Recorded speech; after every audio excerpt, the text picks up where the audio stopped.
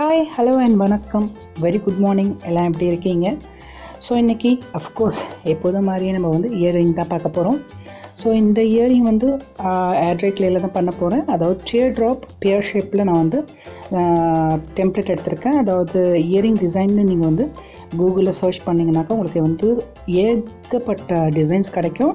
அதில் வந்து நீங்கள் உங்களுக்கு தேவையான டிசைன்ஸ் நீங்கள் வந்து பிரிண்ட் அவுட்டில் எடுத்து கட் பண்ணி வச்சுக்கோங்க. நீங்கள் அடுத்தடுத்து நீங்கள் ப்ராஜெக்ட் செய்யும்போது உங்களுக்கு ஈஸியாக இருக்கும், யூஸ்ஃபுல்லாக இருக்கும். ஸோ நான் டியர் ட்ராப் எடுத்திருக்கேன். அதை வந்து நம்ம வந்து நீட்டாக கட் பண்ணி 1.5 mm to 2 mm திக்னஸில் வந்து நான் க்ளே வந்து வளர்த்தி வச்சுருக்கேன். அதில் இயரிங்னா தெரியும், கண்டிப்பாக 2 பீஸ் வேணும், ஒரு பேரு. நம்ம அந்த மாதிரி கட் பண்ணி வச்சுக்கலாம். ஸோ இப்போ 2 பீஸுக்கு வந்து ஒரு பீஸ் ரெடி ஆகிடுச்சு. இப்போ 2வது பீஸ் வந்து நான் எடுத்துக்கிறேன்.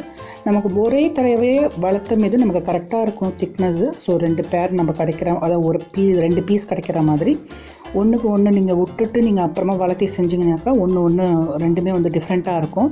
அதனால் ஜாக்கிரதையாக வளர்த்தி 2 பீஸ் இந்த மாதிரி எடுத்துக்கலாம். இந்த பியூட்டிஃபுல்லாக நமக்கு வந்து இந்த டியர் ட்ராப் கிடச்சிருக்கு. நான் இதுக்கு வந்து மேலே வந்து ஸ்ட்ரெட் வைக்கிற மாதிரி பண்ணி போகிறேன். அதனால் ஸ்ட்ரெட் மாதிரி இருக்கிறதுனால நான் நிறையா டைம் நான் யூஸ் பண்ணியிருக்கேன். அந்த மோல்டில் ஒரு ஃப்ளார் நான் சூஸ் பண்ணி, இது வந்து எனக்கு ஸ்ட்ரெட்டுக்கு பர்ஃபெக்டாக இந்த ஷேப்புக்கு எனக்கு வந்து கரெக்டாக இருக்குது, சைஸும் கரெக்டாக இருக்குது. ஸோ அதில் வந்து ஒரு பூவை சூஸ் பண்ணி நான் அதில் வந்து கிரே கலர் யூஸ் பண்ணி நான் மோல்ட் பண்ணி எடுத்துக்கிறேன்.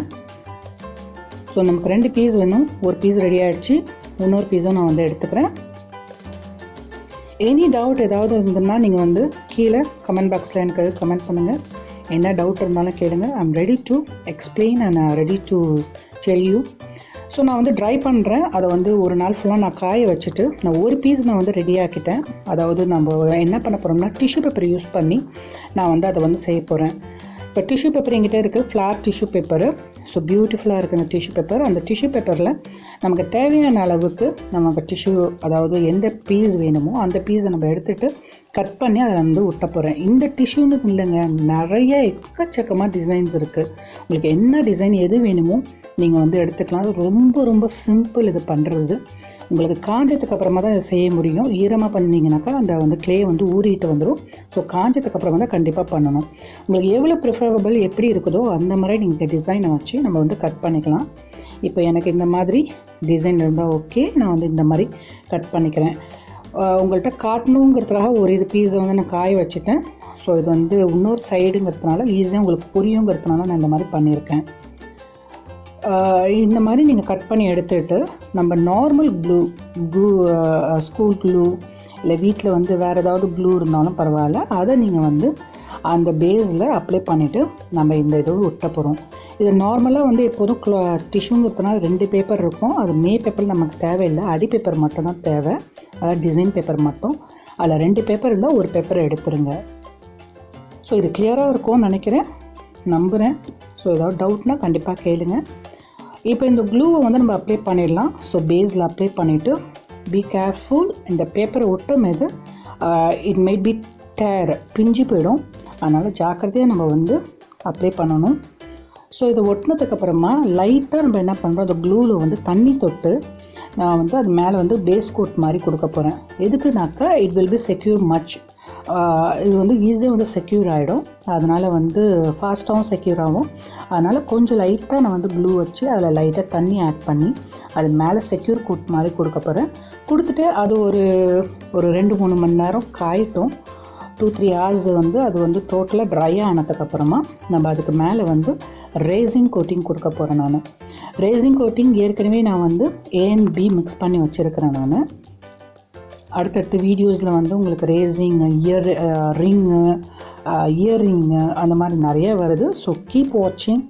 உங்களுக்கு மிஸ் பண்ணாமல் இருக்க நீங்கள் வந்து சப்ஸ்கிரைப் பட்டன் கிளிக் பண்ணுங்கள், பக்கத்தில் இருக்க பில் உட்காந்து கிளிக் பண்ணிக்கோங்க. ஸோ இன்ஸ்டண்ட்டாக நான் என்ன வீடியோ அப்லோட் பண்ணுறோன்னு உங்களுக்கு வந்து சேரும். ஸோ பியூட்டிஃபுல்லாக இப்போ இது வந்து நம்ம செட் பண்ணியாச்சு. இது காயட்டும். ஒரு 2 hours காஞ்சதுக்கப்புறமா நம்ம எப்படி ரேசின் அப்ளை பண்ணுறதுன்னு பார்க்கலாம். அதுக்கு முன்னாடி இந்த ஸ்ட்ரெட்டுக்கு வந்து நான் வந்து கோல்டன் கலர் வந்து பெயிண்ட் கொடுக்குறேன். Acrylic paint gold colour. இது தெரியும்னு நினைக்கிறேன். எனக்கு இங்கே நல்லா கிளியராக இருக்குது colour. So gold colour, light gold காஞ்சதுக்கப்புறம் நல்லா பியூட்டிஃபுல்லாக இருக்கும். ஸோ அதனால் 2 பீஸுக்குமே வந்து இந்த கோல்டு கலர் நான் கொடுத்துக்கிறேன். ஓகே, ஒன்று ரெடி ஆகிட்டது. நெக்ஸ்ட் ஒன்றும் நம்ம ரெடி பண்ணிக்கலாம். அது காயிட்டும். நம்ம ஃபஸ்ட்டு ஃப்ரண்ட்டில் பண்ணிவிட்டு அது காஞ்சதுக்கப்புறமா பேக்லேயும் நான் கொடுத்துருவேன். இதுக்கிட்ட காட்டுறதுக்காக ஃப்ரண்ட்டில் மட்டும் இப்போ கொடுக்குறேன். அந்த இது காயறதுக்கு முன்னாடி இதுவும் காஞ்சிரும். ஸோ ஆல்மோஸ்ட் இப்போ எல்லாமே வந்து காஞ்சிடுச்சு. எனக்கு இங்கே ஒரு 2 hours ஆகிடுச்சு. எனக்கு இங்கே காஞ்சிடுச்சு. இப்போ இதுக்கு மேலே நான் வந்து ரெய்சின் கொடுக்குறேன். ரெய்சின் வந்து நான் வந்து மிக்ஸ் பண்ணி வச்சுருக்கேன். A&B சேம் ஈக்குவல் இதுக்கு நான் வந்து இது பண்ணி வச்சுருக்கேன். உங்களுக்கு அந்த கிளிட்டர் தெரியும்னு நினைக்கிறேன், அந்த ஷைனு. ஸோ அதில் வந்து கோட்டிங் கொடுக்குறேன். எப்படின்னாக்கா நல்லா நிற்கிற மாதிரி நான் வந்து கோட்டிங் கொடுக்க போகிறேன்.